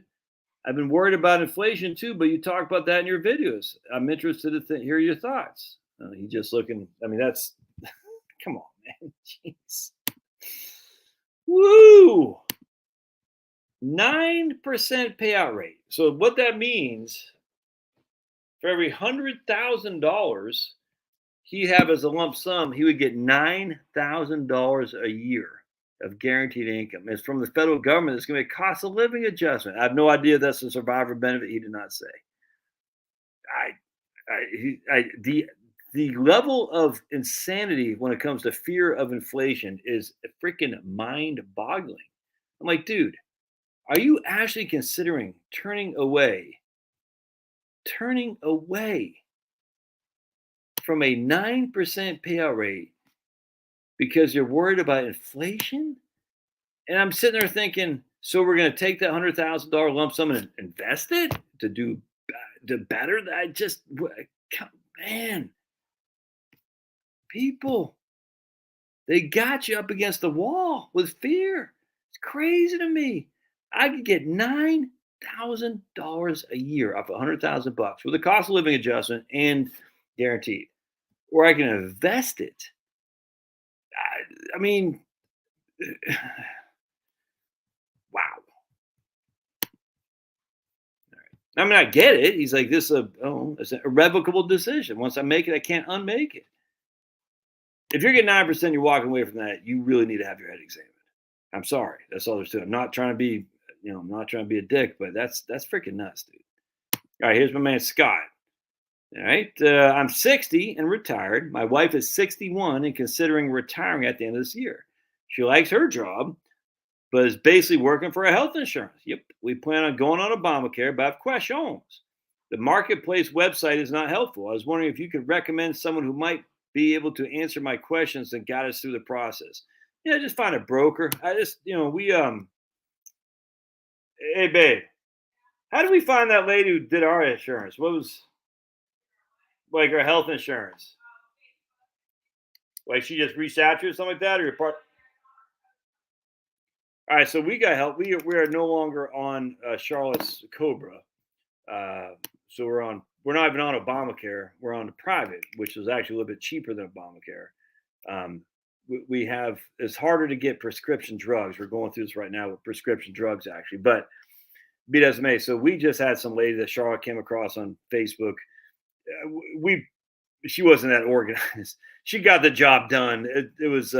She wasn't that organized. Let's put it this way. She's nice, but just get a broker, dude. You know what I'm saying? Talk to a J, and I don't know if J does pre-Medicare healthcare stuff. I don't know. Or Daniel Roberts over at Boomer Benefits. Jo, I don't know his website. I can never, because he doesn't have a very easy to remember website, but I think it's maximizeyourmedicare.com. Let me just look it up. And you have to, let's see, maximizeyourmedicare.com. I think this is his website. Yeah, see, it's like, dude, maximizeyourmedicare.com. It's not even a website. Maximizemymedicare.com. See, man, this is thing with if you're in sales, you got to make it easy for people to get hold of you. I don't think it's maximized.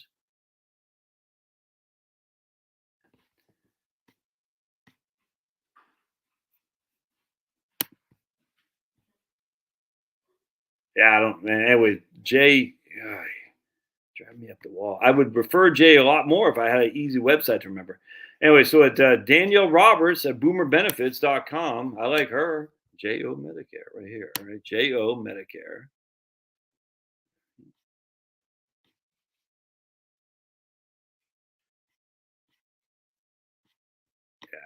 If it's not on the first page of the SERP search engine results page, I'm not going to dig for that. Anyway, Daniel Roberts at boomerbenefits.com, JOJAEOH. I just can't remember what his website's called because it's something weird. But he wrote the book Maximize Your Medicare. I know that for a fact. I'm not sure why that doesn't just take you to the website maximizeyourmedicare.com. Anyway, all right, so call JJ Walker. Right on, man. He'll tell you. But actually, he's not for Obamacare. Well, I'm looking tired, aren't I? I am. I'm probably going to call us a little bit early now. I got a couple more on here, and we'll call it a night. Uh,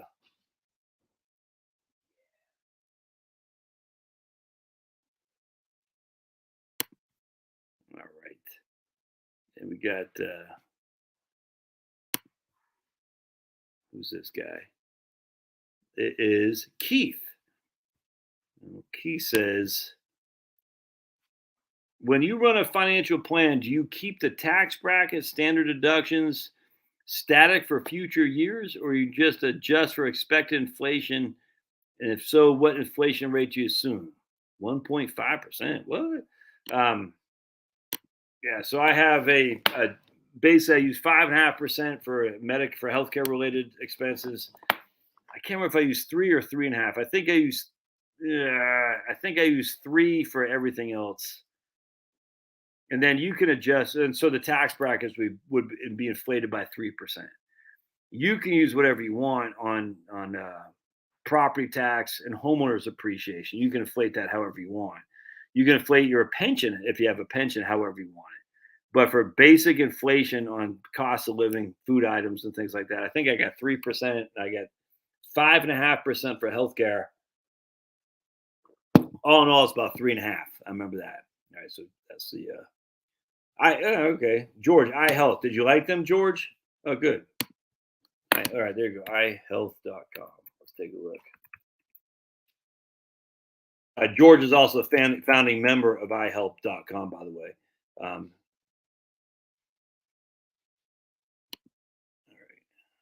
There's a lot of brokers do Obamacare stuff. So it's iHealth.com. I used iHealth. Is it iHealth.com? Because nothing's coming up for me, George. Maybe West Virginia. They're just, see, they don't really know how to spell in West Virginia. So we got to maybe they think I is like EYE. You know what I'm saying? Because, West Virginia's not the brightest bulbs. That's for sure. Shh, don't tell anybody. All right, here goes Andrew. We used a broker, get our estimate income. Yeah, right on. There you go, man. All right, cool. Now, here's Ohio guy. But see, the problem with Andrew, an Ohio guy, is he doesn't give me a website. He just says we used a broker. Great. At least George in West Virginia said I used iHealth. And then George says a lot of brokers on YouTube. Great. That's great, man. That's really going to help me there, George. You know I'm goofing, right? What the hell? Guys in Toledo, Ohio, and friggin' not Morgantown, Charleston, West Virginia, just health. Let's see, iHealth. Yeah, iHealth Labs. Yeah, I don't know what the hell George is talking about. Oh, boy. Boomer benefits. All right, so there's a Burn Schwag is one thumbs up for Boomer benefits. And that's the questions I got on my website. So, all right, so let's get ready to land this plane. I'm actually getting tired. I'm reading a book. It's very interesting, actually. It's a tough, no, it's a tough read, but so I read my fiction at night and I read my nonfiction in the morning. Starting with the most important nonfiction there is. How dare you, Josh? I didn't want to be preached to. I'm preaching anybody. If you're on this channel, you're gonna hear me. All right, right on. Right on, Andrew. Yeah. Do that and email me if you would. If you can be on my channel, I'm gonna be preaching the good Lord's name because if loving the Lord is wrong, I don't want to be right. All right, my friends, we're gonna get out of here. I'm getting tired. And go rest this beautiful face, get my beauty sleep because it looks like I need it. Eesh.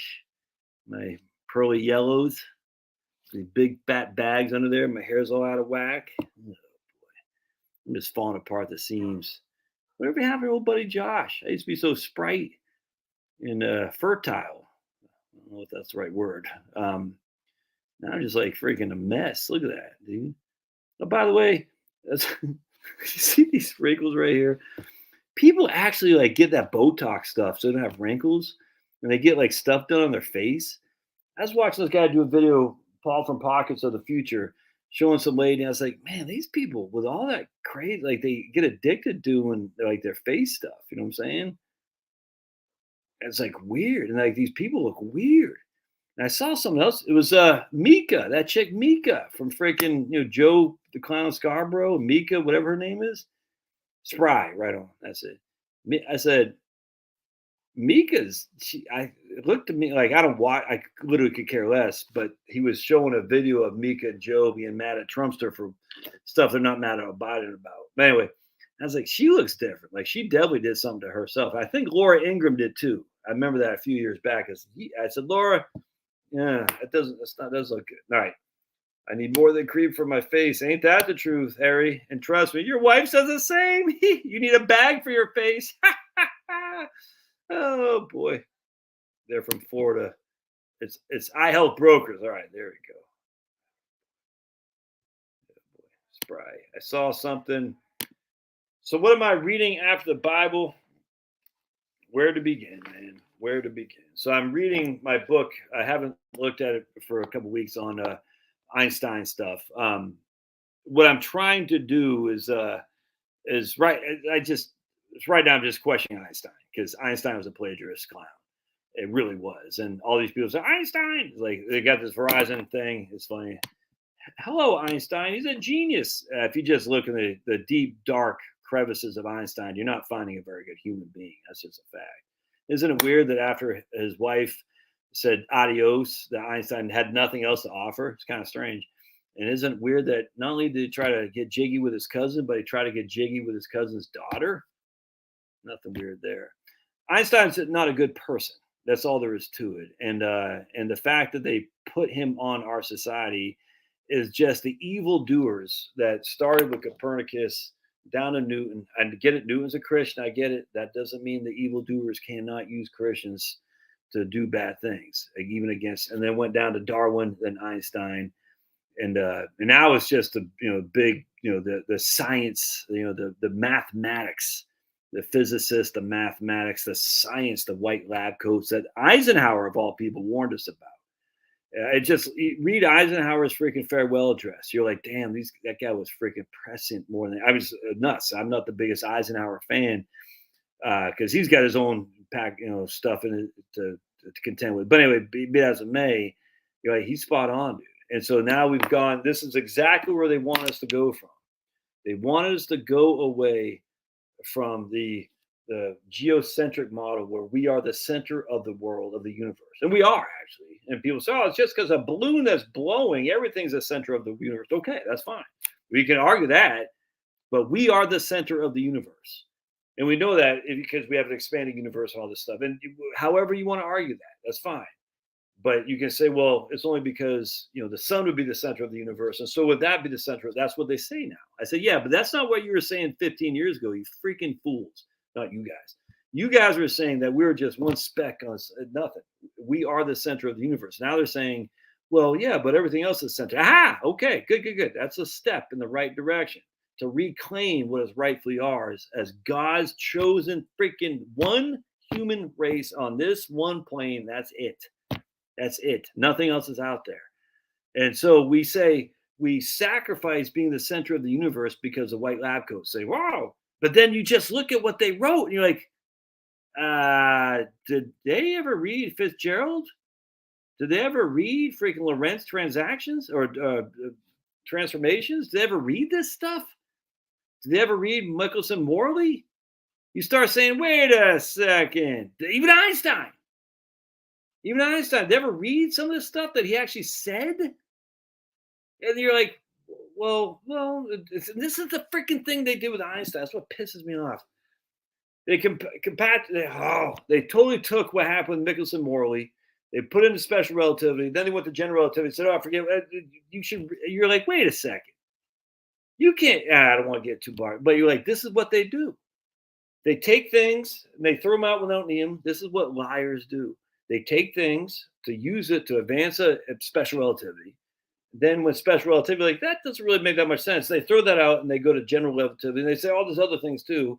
Hubble says the horror of the Earth being the center of the universe. I thought you were a scientist, Hubble. Why would it be horrific if the Earth is the center of the universe? That doesn't make any sense. That's insane. Why would it be a horror? That's what Hubble said. I didn't say it. That's what Hubble said. And then we just go down to NASA. See what I'm saying? That's what they do. We go James Webb. Why did James Webb quit? Literally, his whole. You're sitting there after Gus Grissom and the other two boys got killed on the freaking tarmac, getting ready to go up to the. They were literally Gus Grissom was the man of the hour in NASA. Last words he ever spoke were, if we can't communicate between these buildings, how are we going to communicate from the moon? 18 months later, we were on the moon communicating via telephone from Richard Nixon's desk. And James Webb wasn't part of that. Why? He quit. Why would he have quit? It's crazy. Anyway, so that's what's happened. Now we have these things where we believe in big pharma, the medicine men of today, modern era, and the old medicine men, those guys are crazy. And you see, and you're like, dude, it's such a progression from point here to down here. And yet people are going to say, I'm the whacked out one. And I'm like sitting there thinking, what has happened? Are we more in right with God now or less? That doesn't mean there wasn't, I'm trusting. I'm not one of these guys that sit there and say, just because you go to church, you're right with God. No, not one like that at all.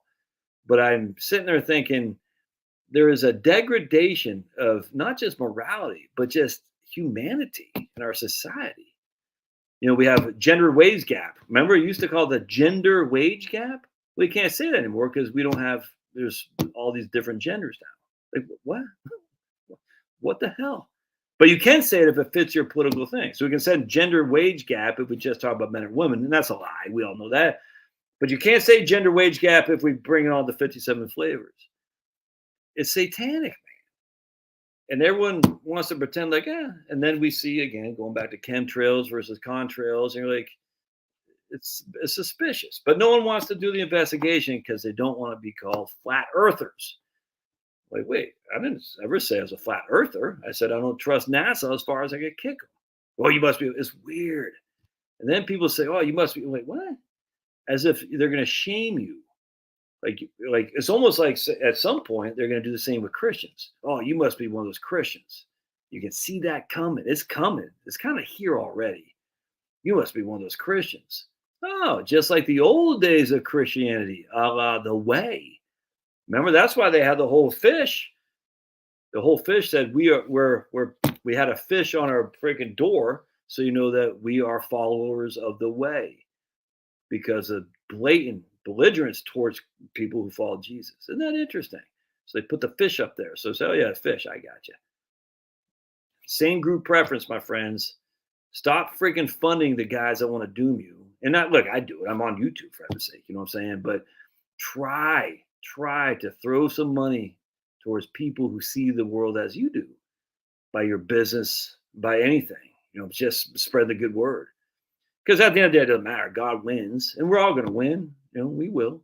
The evil will be undone. I mean, it's just all there is to it. But it's an evil world we're in, and we're sitting there. If we can't take some time to say, I want to be on the side of the righteous, the good, the true, the beautiful, that means we have to be less on the side of this. And we got to say, okay, I don't want to be of this world. I have to be in it, but I don't want to be of it. And the only way not to be of it is to read your good book and say your prayers and recognize that God works in mysterious ways. And as much as we can say, well, there's problems with various things in this thing, at the end of the day, this gets you right with God more than anything else. Saying a prayer for sure, but just reading the good book, because you're like, oh, because it just opens up a way to see things that you might have otherwise missed. That's for sure. Anyway, that's my little rambunctious thing there as I'm getting tired. But it's all good. Oh yeah, Jill. I remember when I first was an anti-V. So back, just real quick, and I'll get out of here. Back, the whole thing, the climate change stuff. Being from Maine, it sucks to be cold, and I've always known global warming. If you're from Maine, you're like, that doesn't seem that bad. And this is even back in the 90s. I mean, yeah, that doesn't seem that bad to me at all. I'll take global warming any day of the week over global cooling, because back in the 70s, I remember it well. They're all scared crapples about global cooling. And just like that, it changed on a dime. Anyway, and we know, I mean, look, this is not even debatable anymore. People say that's not true. It is true. Stop. Anyone who says it's not true, you don't know what the hell you're talking about. Global warming was a scare in the 1970s. Stop this freaking insanity. That wasn't true. You just don't know what the hell you're talking about. It was. So they changed it on a dime to global warming because of James Hansen at NASA. How shocking is that? So he gave a testimony in 1988 in front of the Senate committee. Tim Wirth, a clown senator from Colorado, said explicitly, "We turned the air conditioner off. We left the windows open so everyone would be sweating like bloody pigs. So that way, to make the aura on TV that this is what's coming, is we're all gonna be sweating like freaking stuck pigs." It's a brilliant strategy, brilliant. And on our side, because when you're on the side of good, you don't realize how evil works. You can't, like how much they lie and cheat and steal. You just can't even comprehend it. You're like, why would they do that? But when you're thinking that, it's already been done. You see what I'm saying? And you're already entrapped. It's crazy, man. You're like sitting there thinking, why would it? And the lie has already been perpetrated. Now they're going on to another one. You can't keep up with the liars. You can't try because you'll never win because we're in the good, true, the beautiful. Anyway, so they went. I always said, yeah, this global warming thing. And then I was reading, and I never bought into that. Never bought into that. And then they started, and then I also was kind of skeptical. I didn't like the Ruby Ridge stuff. I didn't like the Waco stuff. Oklahoma City came in, and just no one cares. Like no one investigated. I was like, is the FBI involved in this somehow? I mean, how ironic. We had Waco, Ruby Ridge, and all of a sudden, the FBI is now heroic after Oklahoma City. And then after that, though, September 11th came in, and I gave up. I was all, yeah, whatever the government wants to do, it's all good, because we got to get those Muslims over there before they get us over here. I fell for it, hook, line, and sinker. Hook, line, and sinker. I never fell for the climate change stuff. I always knew it was propaganda. And the level of vitriol sent whenever you said about climate change, there's global warming back then, climate change, however they want to use it. And so these people are just evil, like they're hateful. And I said, whoa. Anyway, so long story short, about 2011 or 12, I started just questioning the various jabs that they give to children because all my kids have some sort of allergies, if not asthma. And none of my wife's brothers and sisters or my brothers and sisters ever did. I said, what happened? Like, why did this happen? I had no clue. None. In fact, I supported Rick Perry on wanting to do the HPV vax, mandate the HPV vax for girls. I support it. I said, yeah, man, science. I was 100% hook on the sinker. Science, baby. What's wrong with Rick Perry wanting to mandate the vax? What a fool I was. I started looking into it. I said, literally the same arguments waged against me, the vitriol challenging the climate change propaganda was literally copy and paste about the vax. It was crazy. I said, it's literally just a copy and paste. Issue A, whoever challenged it, just literally copy and paste this. And it was crazy. But it's worse because they think if you don't believe in the polio vaccine, you want people in an iron lung. They have no clue what happened with polio vaccines. None. They haven't done any research.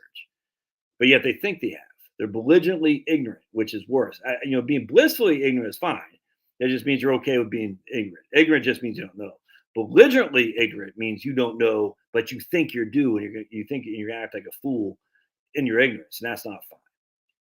So the polio vaccine, smallpox is the whole thing. It's just all this, so many side stories here that I'm not going to take time to go into them now. I invite anyone to look at the side story of that. You don't believe the vaccine, you must want people in iron lung. It's the most idiotic statement I've ever heard in my life. But yet people do that all the time. Hateful stuff too. Crazy, man. Crazy. All right. So then I said, well, it's literally the same arguments here. It's nuts. And then you just then you start seeing again, like you start saying, well, what happened the last couple of years? I knew that was, I'm not going to get into that here because Google banned me. But I said, I've already been down this road. But then you start getting into the thing with the moon landing. You're like, it's literally the same thing. And then you start saying, okay, well, how come they got lost of telemetry data? And people don't know what that is. They're like, whoa. Oh, so 400,000 people. I'm literally the guy on my Rumble channel right now. He's like, oh, so 400,000 people would have to be in on it. I said, well, Enron did a pretty good scam. 400,000 people. I don't know how many people worked at Enron, but they weren't in on it. Weapons mass destruction was a pretty good scam. How many people are in on that? I mean, they have military people. They weren't the lowliest private E111 Bravo, your old buddy Josh, they weren't in on it. I mean, just because you're a part of the organization doesn't mean you're in on it. Come on, it's idiotic. And just and you're sitting there thinking, this is like the same arguments, man. The vitriol, like, "Ugh." It's just like the anger. It's like, look, I'm not. Anyway, I don't even know why I got off that tangent, but then you start, then it just goes. You're seeing the whole thing is they mock you, they want to make fun of you, and then what do they say? They mock you, they ridicule you, make fun of you, and at some point they agree. I don't even care if they agree. I just know when they're mocked, when they make fun in hostile, vitriolic ways while claiming to want to investigate what is true. I know they're lying sacks of crap. And I said, okay, well, you can believe what you want to believe. That's fine. I don't care what you believe. But don't pretend like when I challenge you on these various topics that you know these two to be true. You just want to believe a la faith. That's what you have. You have faith. You don't have a belief. You have a belief, but it's not based on facts. It's based on faith. And that's okay. Just acknowledge the white lab coat people. You believe in them. You believe as if they're your own God. And it's okay. You have the right to do that. But don't sit there and turn around and tell me like, oh, you have faith in the spaghetti monster. Yeah, you doggone right I do. 100%. Again, the evidence of the apostles who turned from Jesus and then later on gave their lives up in horrifying deaths. That's not really debated, my friends. Now we can argue who wrote the first five of the Old Testament, but the evidence of the apostles denied Jesus. And then later on, something happened. I said, yeah, I'm not going to deny him when some little girl says, hey, you knew him, Peter. You knew him. No, I didn't. No, I didn't. No. But yet he'll get killed upside down. And it was at Rome, I think. I forget. And you're like, what? Why would he do that when just before he's telling a little girl he didn't know who Jesus was? That makes sense. And there's not that much debate. I mean, I guess you could say there's no, I mean, look, the idea that the gospels are are somewhat fake. Okay, basically all of history. If you can't rely on a lot of the New Testament, then you can't. Did Julius Caesar live? I mean, come on, give me a break. You can't rely on anything historical context. Then you just can't. You can't sit there and say Julius Caesar, but not Jesus. It doesn't make sense. It's anti-Christianity, and that's where we're going again. And it's probably not a bad thing for those who are okay with being ostracized. And the thing is, when like Jill here, she and I have been on the same bandwagon about anti this since I've been starting my channel. I guarantee Jill has been ostracized in more ways than one because she's not afraid to state her opinions. I guarantee it with her takes on this. You know what I'm saying? I don't know what other takes Jill has on the moon landing and all that stuff. It doesn't matter. But once you've been ostracized once with vitriol and anger and literally hatred, you come to recognize that it's just a carbon copy of every issue. You're like, okay. And it doesn't bother you anymore because whatever. I've been through this many times, many times. And as such, they can't take me away from the good, true, the beautiful, which is to fall the way. And if we go back to being ostracized and locked up and murdered for falling the way, well, I will do that. I don't want to, but I will do that because that is where the good Lord stands. And I'm not sure it's going to come in this lifetime for us, but it's coming, dudes. It's coming. A radical group of anti-human people are taking, when I say they're human, but they're anti-humane is probably a better word. They're taking over. And you can go along with it thinking you'll get your 12 pieces of silver, gold, or whatever. Or you can say, yeah, I'm going to do my best to not be in the world as much as I can. And the way to do that is to say, I'm going to slowly but surely remove myself as much as I can from that side of it and join the people over here, the way, with my little fish above my thing. So people know that I'm a brother in Christ. And that's, in my opinion, that's all I can be a brother in Christ. And if you can be a brother or sister in Christ, what else can you do, man? It's all good. The salvation is among us. It's here. It's coming. God wins. And it's like, all right, what are you going to worry about? Dying? We all die. Nothing to do about that. All right, so the good Lord takes me home. That's okay. The Catholics used to celebrate. I don't know if they still do. They celebrate. Yeah, man, let's party. This guy's up with God. He's away from here. No, you don't want to do it yourself. We don't want you killing yourself or anything like that. But it's not for you to judge. If other people do that, who am I to say that's? I mean, you shouldn't do that. But when you're going to heaven, man, you're rewarded. You go to that pearly gates. You knock on the pearly gates. Peter opens it up. Says, "Come on in, Josh." And the choirs of heaven sing, and you hear, "Well done, good and faithful servant." Man, if that doesn't get you teared up, I don't know what will. Oh, Peter, I hope I've done what I can. I've been bad, but I'm asking, I'm just hoping you can open the gates. Shh. The choirs of heaven sing. The prodigal son is returned, and you hear, "Well done, good and faithful servant." Oh man, if that doesn't get you teary-eyed, it's such a joyful proposition to know that Jesus came before you and took all the arrows. You don't have to take them alone. You're not alone. Man, it's a joyful thing. And when these clowns of this world come after you, say, "It's okay. It's okay. Jesus went through this. It's okay." What are they going to do to you? Take your soul? How? They can't do that. Take your body. Yeah, your body's temporal. Doesn't matter. Anyway, your body is what's committing all the sins anyway. All right. Enough of that. I'm gonna get out of here. Good times, good times. God bless, and we'll see you on Wednesday at 8 p.m. Noon Eastern. Thanks, guys. See ya.